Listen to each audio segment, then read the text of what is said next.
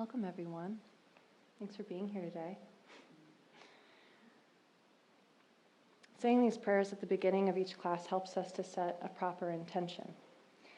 In order to progress in spiritual practice, we have to start with the correct motivation.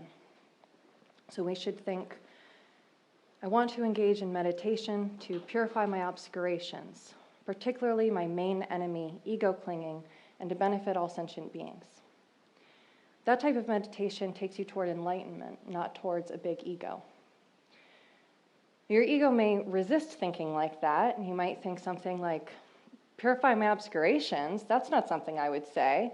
I thought meditation was supposed to help you be authentic, and this is just someone else's words in my mouth. That's not what I would say. Or your ego might say, how could you benefit sentient beings? How could you purify yourself? So we'll try to discourage us in this way, but don't listen to it. Having the right motivation is so important because it ensures that our actions take us in the right direction. Often people start meditating because they want to be free of suffering. They want to be free of their unpleasant emotions. And this motivation is limited in scope, but it's fine as far as it goes. It's where most people start. And it's okay to start there, wanting to be free of our own suffering, recognizing how dissatisfying our current experience is and wanting to change it, wanting to be free of it. That's the starting point. A motivation of altruistic kindness is broader in scope. So instead of thinking, I want to be free of unpleasant emotions, you might think, I want all sentient beings to be free of unpleasant emotions. So we can broaden our scope a little bit. The best motivation is the bodhicitta motivation.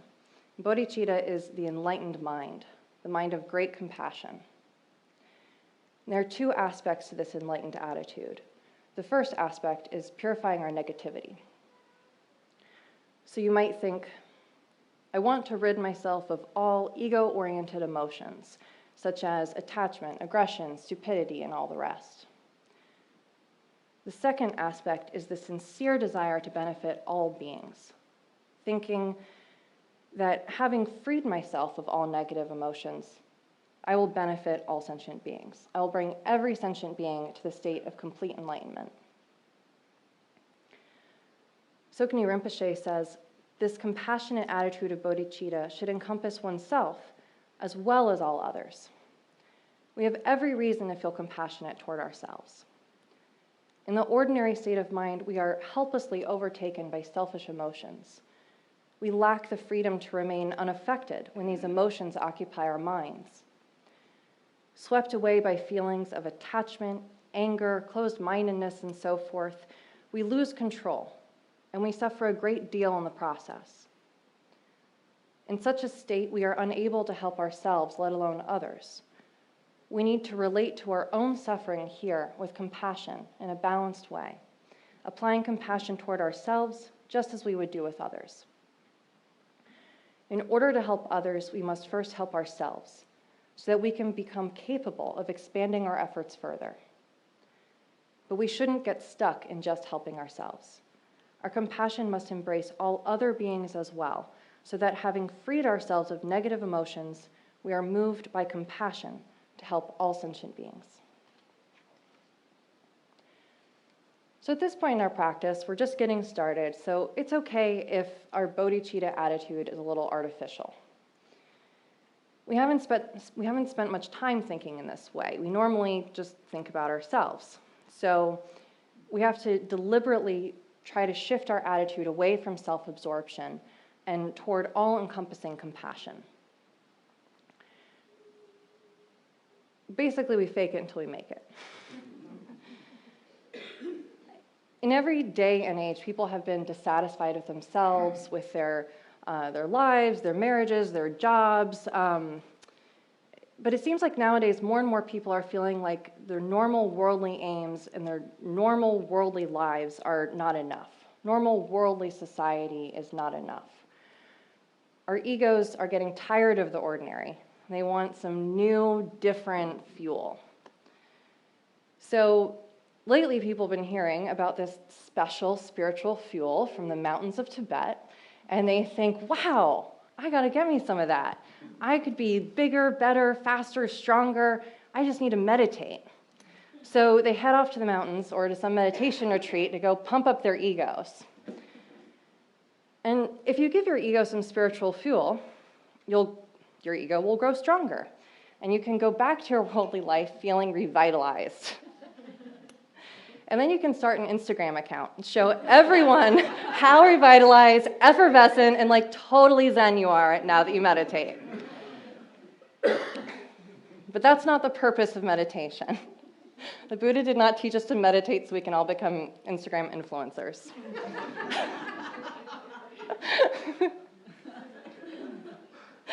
He's just sitting there 2,000 years ago going, someday there's going to be iPhones and people are going to want to take a picture of this.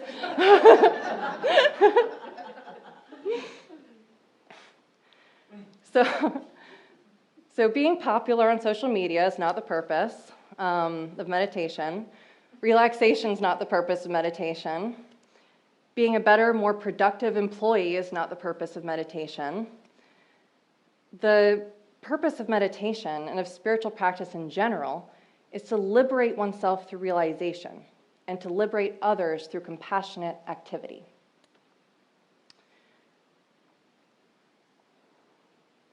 Our ego clinging is very subtle, though. Our egos will try to usurp everything we do. We may sit up straight on our meditation cushion for our ego. We may light incense and prostrate to the altars for our ego. We may, even chanting Om Mani Padme Hum can be usurped by the ego. It's very easy for the ego to usurp our meditation practice as well. It's very easy for it to do. So if you don't know how to cultivate the proper motivation, your spiritual practice it can become just like taking a daily multivitamin for your ego. Just popping a pill that will make your sense of self strong and healthy. Tsoknyi Rinpoche says, when you use spiritual practice as a dietary supplement, you apply it whenever you feel a little low energy or a little bit upset. You sit down and practice to feel better. You try to balance yourself through practice, and then you return to your normal activities and forget all about it. Some people have this attitude, believe me. They tell themselves that they need spirituality in their lives. After all, it's not politically correct to be totally materialistic. So they give themselves a little dose in the morning, another in the evening. They apply the gloss of spirituality to put a shine on their normal lives.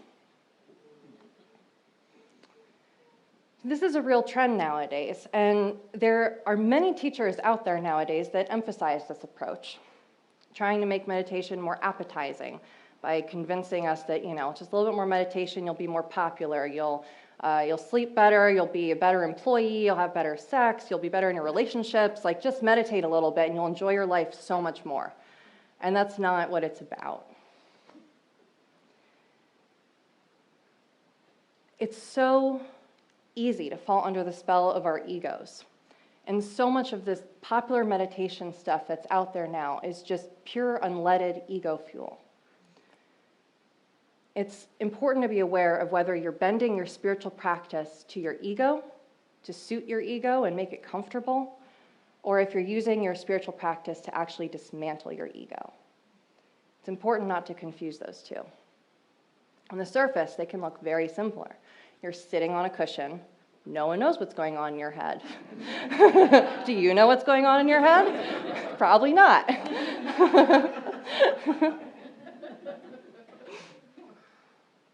Well, we should. That's why we meditate. So even if you only practice a little bit, try to do it in a genuine way, with a compassionate motivation. If your intention is to be some cool spiritual dude or to be respected by others or to be better than others, then you're just being pretentious. If you're meditating to boost your ego, you're just wearing a mask of truth instead of letting truth touch your heart. People think meditation is all about the mind. You think, oh, my mind's so busy, I'm so stressed, I should meditate. But it's also about the heart. It's about softening the heart. You must consciously cultivate the compassionate attitude of wanting to help all sentient beings and live from that heart space. If you refuse to change, if you refuse to let go of your ego, to let go of your self-centered thinking, then your meditation practice isn't actually going to make you any happier. No matter how it looks on Instagram, no matter what the influencers say, no matter how nice your meditation cushion or your fancy mala is, you're not going to be any happier if you're still focused on yourself. Genuine spiritual practice will automatically improve your present life, but we should remember that that's only a side effect. You wouldn't take a medicine for the side effects alone, right? You take a medicine because you suffer from some kind of illness, and you take the medicine to address that. You don't take some medicine because there's a side effect of weight gain. That's the downside. You don't take some medicine, you don't take lithium so that your hands shake. You take it to help you balance your emotions. Like there's actually a reason why you would take a medication. So we have to remember that the reason why we take the medication of meditation is to address the illness of being trapped in samsara. We don't even know how to act in order to not increase our suffering. Everything we do, we just increase our suffering because we don't know any better. And we're stuck in this just nonstop state of reactivity to the stimuli around us. We're constantly reacting to it in ways that are not helpful and that will make us even more unhappy in the future. So that's our problem. We meditate to get around that problem. In the process of meditation, we'll also find ourselves being less stressed, less relaxed. It'll probably help our blood pressure, those things. It's good for you. Those are the side effects, though. It's not the main point. In order to access the perfect spiritual path, we must generate bodhicitta, the mind of great compassion. To generate bodhicitta, we must first calm our minds. We do this through shamatha meditation, or calm abiding practice. Our minds are so busy and distracted all the time, aren't they? It's like having a television set that's always on, like constant noise, and the channel is flipping, like every half second, the channel's flipping. And we don't know where we put the remote. Half the time we're not even looking for the remote. It doesn't even occur to us that there may be a remote to this TV. It's just on and chattering. And it doesn't even matter if you like the show or you don't like the show, but we definitely either like the show or don't like the show all the time. But it doesn't even matter. Even if we hate the show, we can't stop watching it. We can't tear our eyes away to even say, is there a remote for this thing? How do you turn this off? Tsoknyi Rinpoche says, the first stumbling block to bodhicitta being genuinely present in our minds is our tendency to be preoccupied with objects we perceive, and the sense of our attention focusing in a more rigid way on me getting that. There's no real rest from this obsession. We are constantly fixing our mind on we're constantly fixating on objects and becoming tired from this effort. Our experience is a mixture of fixing our mind on different things, one after another, and being worn out by doing so. Because we are incessantly preoccupied with this, that, and the other thing, there's hardly any free time to be there for others and care for them. True compassion gets no room in one's mind. The first thing that we must do to remedy this is to realize that it's necessary to calm down this busyness, this constant preoccupation with one thought after another. If we allow this to relax a bit, then we can see some positive qualities start to come through. They have a chance to emerge. There's a chance that we could see the qualities of bliss or a sense of being at ease, as well as a sense of clarity and non-thought. Those things have a chance to arise in the mind when we're not so busy and preoccupied. When we're at ease, we're more willing to open up to others. There's a sense of wanting all of our friends to be at ease too. And that feeling gradually expands to encompass everyone around us, and then grows even more and more until it encompasses all sentient beings. But first, we have to calm down. Then we can train our minds to wish others well and care about their well-being. Right now, we don't really have any space to care about others. Once we have this sense of being at ease with ourselves, we're not so preoccupied with our own experience, with how I feel, what my problem is. When we're like that, there's no chance for us to care about others. But once we have more of a sense of ease, when we're no longer so needy, then we can start to care about others. Tsoknyi Rinpoche says, if we are not calmed down, it means we are still busy. This busyness pervades our whole system, including the channels and the energies that move through the channels. These become speedy and restless, drying up our vital essences. Without calming down, there's no sense of being at ease. The calmer we are, the more we begin to relax and settle. This makes room for the energies to circulate more freely and our essences to saturate our system more. As this occurs, we feel a natural delight that can turn into compassion. This being at ease with ourselves, accepting or having a certain affection for our own state of being, can be steadily expanded to include others. This is the true beginning of meditation practice.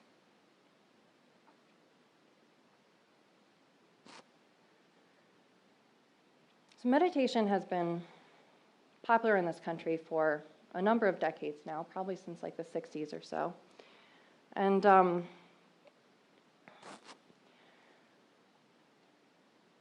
think people in the West don't have, there's a lot of ways to meditate. I think people in the West don't have much of a sense of what the difference is between any of the different ways that one might meditate. People say, oh, I meditate, and someone else says, I meditate, and you think you're doing the same thing. And you're probably not. You might be, you might not be. But meditation is a word that's really like thrown around in a very vague way. So many people associate the word meditation with a particular type of mental state, a kind of shutting off, an altered state where you go into your own space and don't notice anything happening in the outside world. This is a wrong understanding of meditation, but it's a very common misunderstanding of meditation. People, especially when you think meditation is just about relaxation, that's the whole point, is I just want to be relaxed and peaceful and like bliss out. And then you think that that's the experience of meditation, this distancing yourself from experiencing through the senses and cultivating this state where you're in a state of oblivion, like absent-minded and dim, like an animal in hibernation. Sometimes people call this deep relaxation. Sometimes people call this meditation. And many people are fond of this state. It's cozy, it's peaceful, it feels like taking a break. If you train like this, you will progressively become more and more dull and more stupid. You'll care less. You'll just care less about everything and about everyone. So you have to watch out for this. There's a big risk in mistaking stupidity training for shamatha training.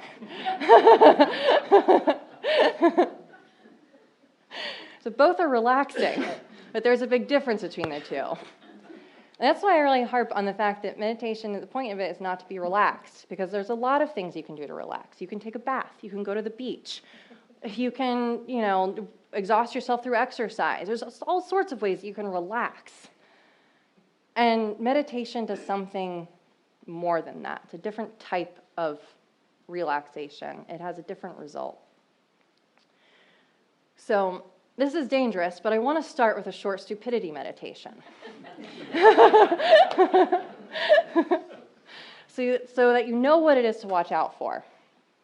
So we should be familiar with this so that we can identify what it is. It can pop up at any time. You might be meditating fine, and then you just drift off into some stupidity. So it's good to know what this looks like.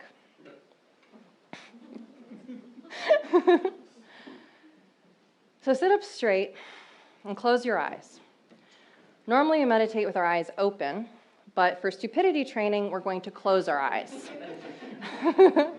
We're not trying to be smart here. We're being stupid. We're closing ourselves off. Don't think of anything. Forget about all your worries. Don't try to know anything. Don't try to figure out anything. Don't focus on your breath or anything in particular. Just totally shut off and withdraw inside. If you've gone to the beach, you know this state. You go to the beach, you swim around, and then you lie on your towel on the warm sand, and you do stupidity training. It's very relaxing, almost puts you to sleep, and there's no insight. So let's do this for a very short amount of time. See if I can even last 2 minutes. If I start to fall asleep, I'm going to stop this early. All right, so close everything off and just go inward, withdraw inside, totally shut off. Don't worry about anything.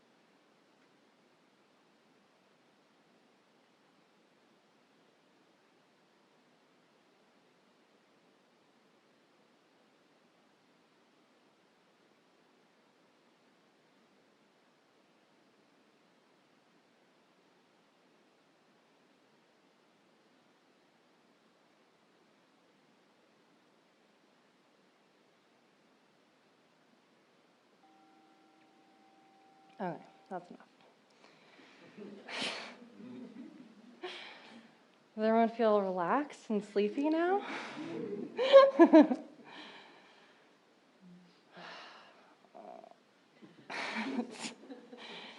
Like, I don't know if you can feel it. Like, do you feel like kind of like a dullness, like here? Like it feels like there's like a curtain coming down. Like,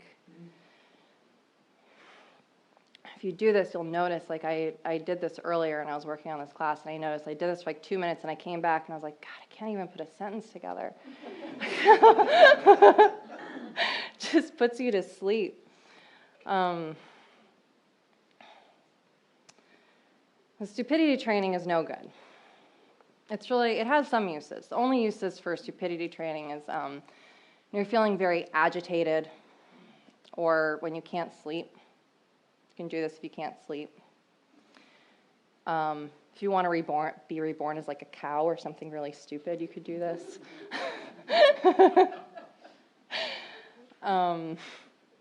Otherwise, it's really not good to practice like this.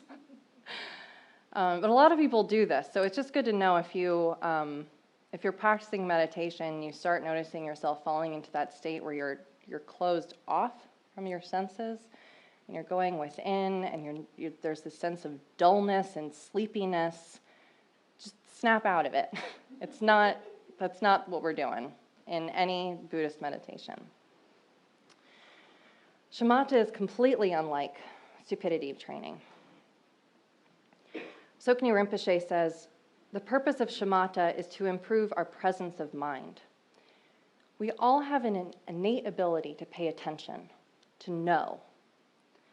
To improve upon this presence to make it steady instead of being scattered and distracted, we try to remain attentive in a stable way. In stupidity training, there's no sense of nowness. The sense of nowness is allowed to fade away. Stupidity training has no sense of being present. We hold nothing in mind, but we are just about to fall asleep. We're dull, absent-minded.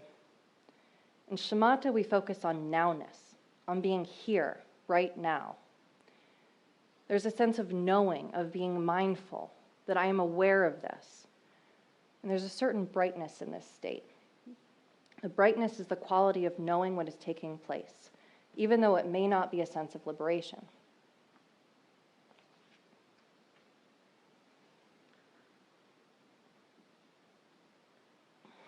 Just that little bit of resting for a minute makes me realize how tense my shoulders are.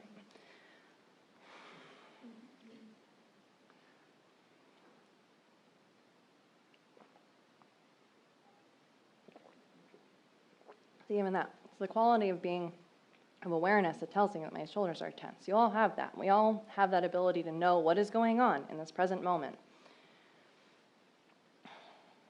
There are 3 components to shamatha meditation: being mindful, alert, and settled. So if you imagine a shepherd watching over his sheep, when the sheep are tethered, they remain settled. They're not wandering all around. The rope that's tied around their necks keeps them from walking too far away, and that rope is mindfulness. Mindfulness tethers our attention to the present moment, ensuring that we don't wander off into the past or wander off into the future. When our attention is not following the past or planning the future, when the mind remains resting on nowness, there's a sense of settling. There's a sense of staying put. There's also the shepherd watching over the sheep. He's not paying too much attention to each particular sheep, but he's observing the flock as a whole, keeping an eye out in case something goes wrong. If one of the sheep gets tangled up in his rope, the shepherd can walk over and untangle the rope. This supervising quality stays alert to whether our attention remains present or not, whether we're distracted or not. This is the most important quality, the sense of overall alertness, of being awake to the whole situation. While stupidity training encourages a state of sleepy dullness, shamatha training strengthens the quality of being alert, awake, and aware. All Buddhist meditation training has this quality, the sense of knowing, the sense of being awake. If at any point this quality goes missing, then whatever you're doing is not the path to supreme enlightenment. In any practice, if that awake quality goes away, snap out of it. So the point is to be awake. So let's try a very simple meditation. All we're going to do is watch our breath. You can also use an object like a flower or a candle or an image of the Buddha as your object of concentration, but today we're going to use the breath. I like using the breath, especially as an object of concentration, because we always have our breath with us. As long as we are in this body, we have our breath. So it's like a friend that's always there, ready to help you meditate. So sit comfortably with your back straight. You can sit in lotus or half lotus posture, or if those are uncomfortable, you can just sit cross-legged. And if that's uncomfortable, you can sit in a chair. But however you sit, it's important to have a straight back. You may need to sit on a cushion to have the right posture. There's all sorts of cushions out there, and it's good to find one that works for you.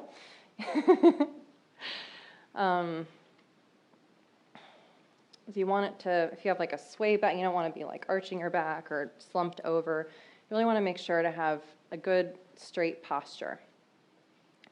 It's said that to begin meditating, we should keep 4 things straight: the body, the channels, the winds, and the mind. So keeping the body straight helps to balance and align the channels, which calms the current of our winds. When the body and the channels are aligned, the winds naturally come into balance, and then our minds become naturally relaxed, peaceful, and joyful. So we have our good posture, our comfy seat. And place your hands in your lap, just gently relaxed. And traditionally, the right hand is, this is my right hand, I'm not dyslexic.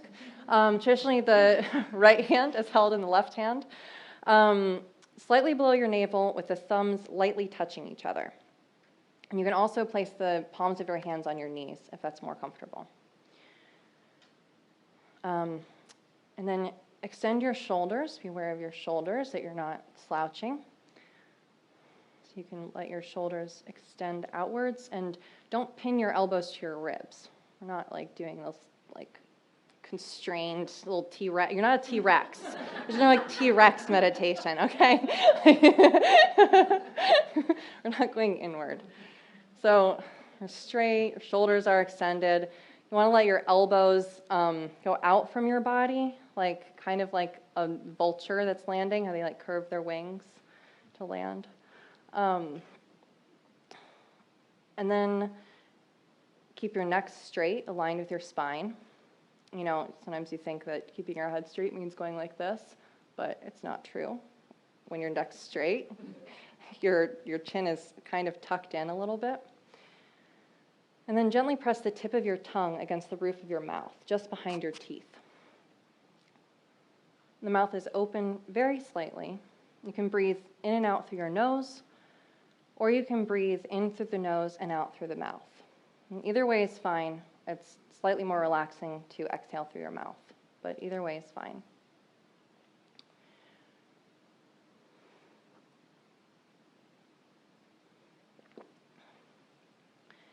You're going to keep your eyes semi-open, looking out and slightly downward toward the tip of your nose.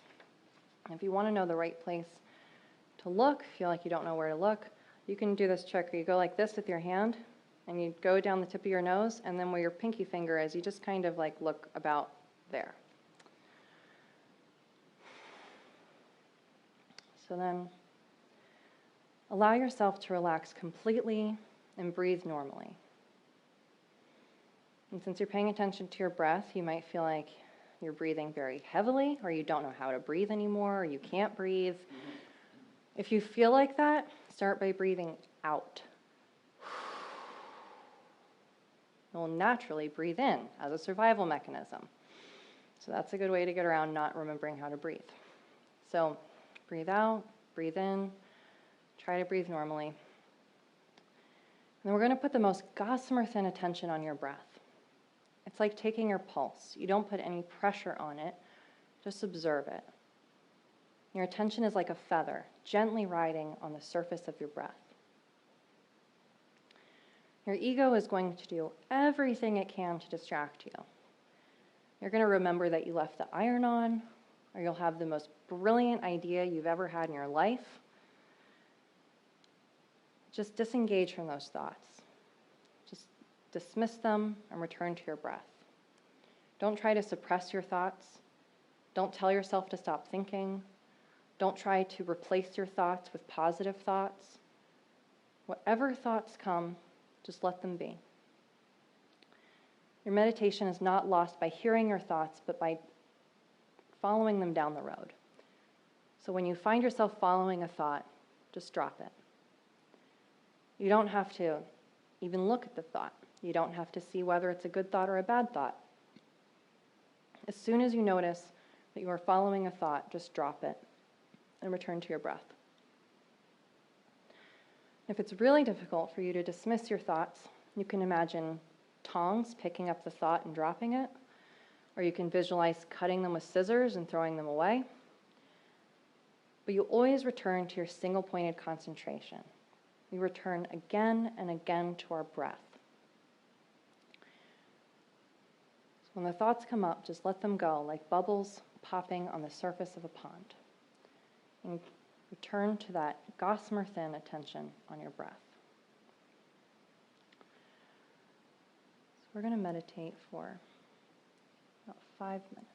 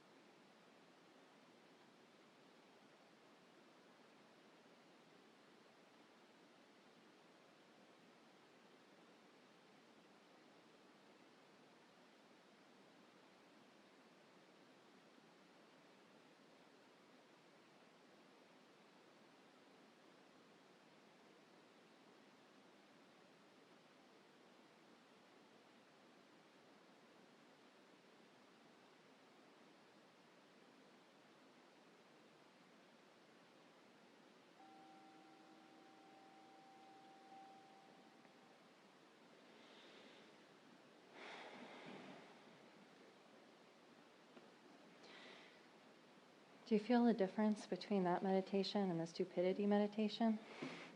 Do you feel this feels brighter?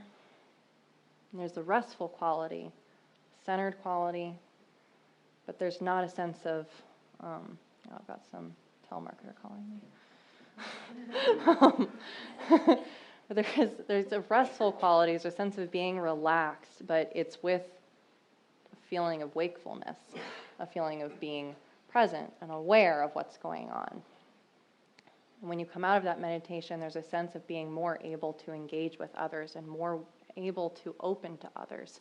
It's not coming out being like, oh, I'm in my little cocoon. You're actually coming out, seeing the world and being aware of the world, being aware of others. This practice is extremely healing, extremely relaxing. We're allowing our minds to rest on the rhythm and feeling of our own breath, which is incredibly restful for the mind. Usually when we want to rest, we turn on the TV or we pick up our phones, but all that does is stimulate our minds more and get us more riled up.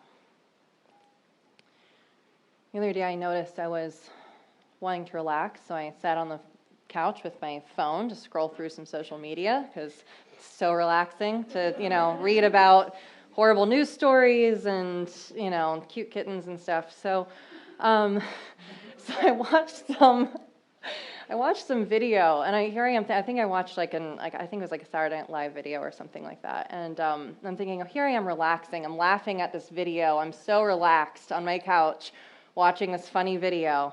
And then there was a moment in the video when the screen went dark. And in that moment when the screen went dark, I could see the reflection. I could see my own reflection in my phone screen. And my face is this furrowed brow. I'm looking at this little screen, and I'm like I look so tense. I'm not relaxing at all. How do I think this is relaxing?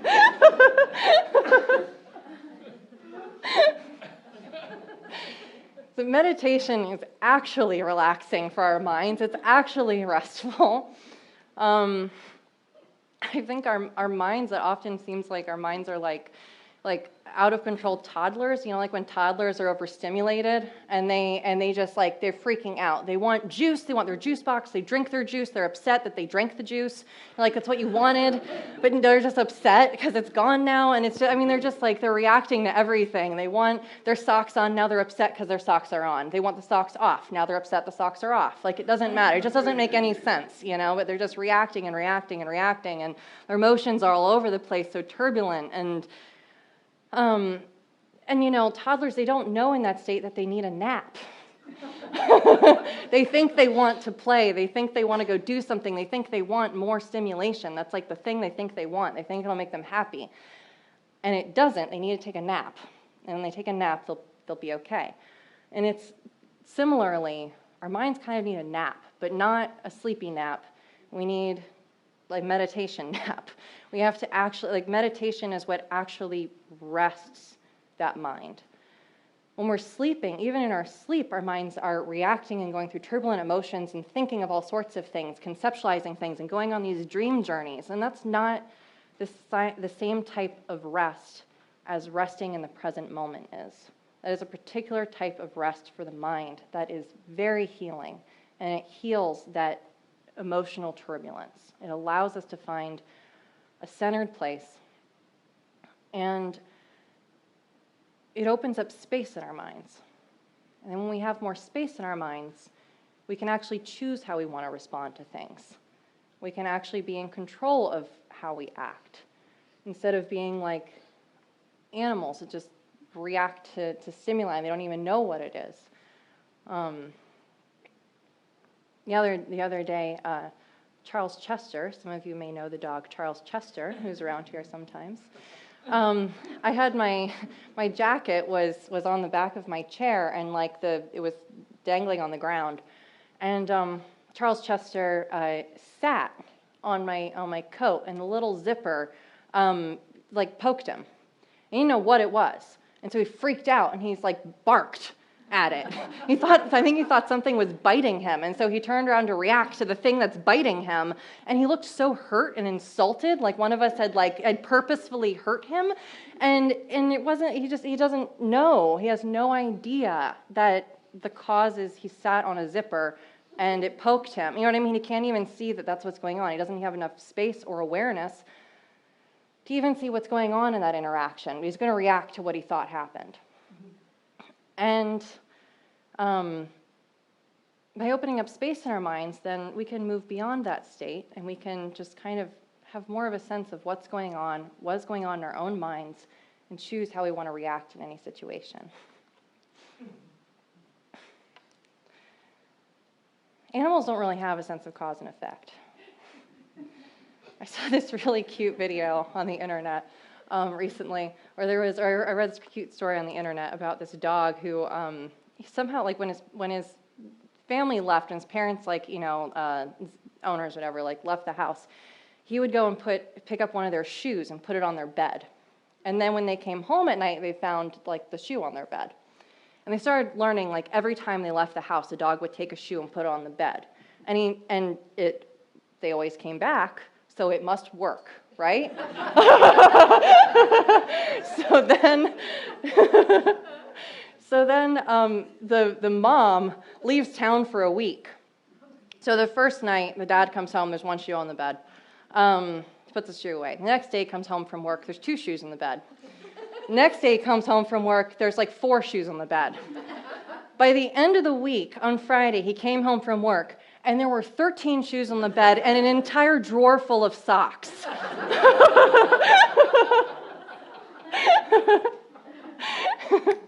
This poor dog wanted his mom to come home so badly.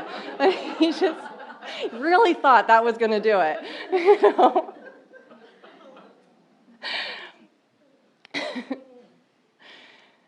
So, when we create space in the mind, it allows us to see cause and effect in a real way. Not just reacting to stimuli, reacting to superstition about putting a shoe on the bed. You know, we don't just react to stimuli like a dumb animal, but we actually have enough space to see the causes that arise in our mind and the effects that occur, and the causes that arise out of our actions and the effects that happen in our lives, and we can see these things and we can choose how to react. If we don't take care of our minds control us instead of the other way around. Our minds are agitated, wild, and out of control. It's like being ruled by a wild monkey. So in order to turn the tables and be in charge of our own minds, we have to strengthen our mind muscles by practicing single-pointed concentration. And then by applying that meditation, you'll have more control over your mind instead of letting the wild monkey of turbulent emotions run the show. So let's try this meditation one more time.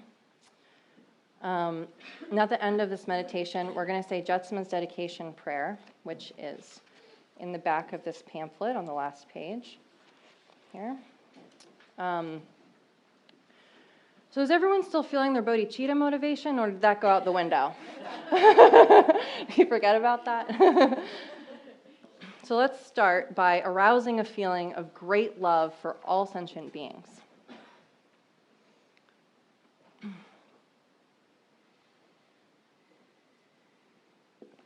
We're going to rest in that state for a moment. Let's think that we are going to settle our minds and let go of our busyness. We're not just going to sit here and daydream. We're meditating to awaken love and compassion. We're focusing our minds so that we can awaken love and compassion. So let's just sit with that for a moment.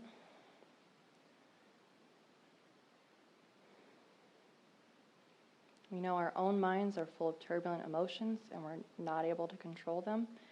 And we know that everyone else suffers from that same suffering. So we can have compassion for ourselves, for our own lack of control over our mental state. And similarly, we can have compassion for all others who also don't have any control over their mental experience. in order to benefit ourselves and others, we'll learn to steady our minds, to calm and center our minds.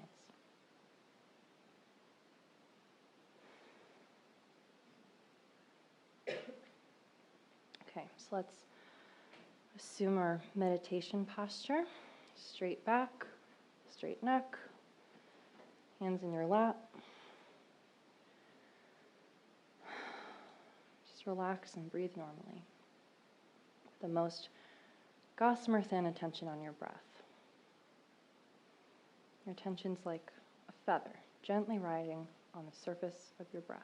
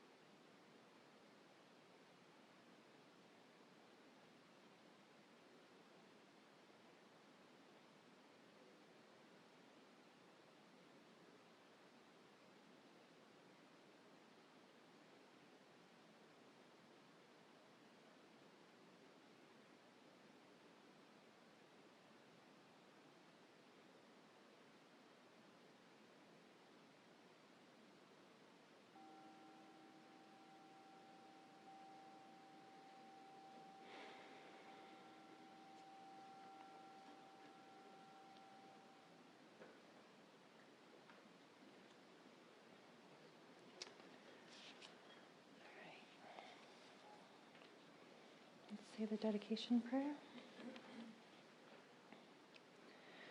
By this effort, may all sentient beings be free of suffering.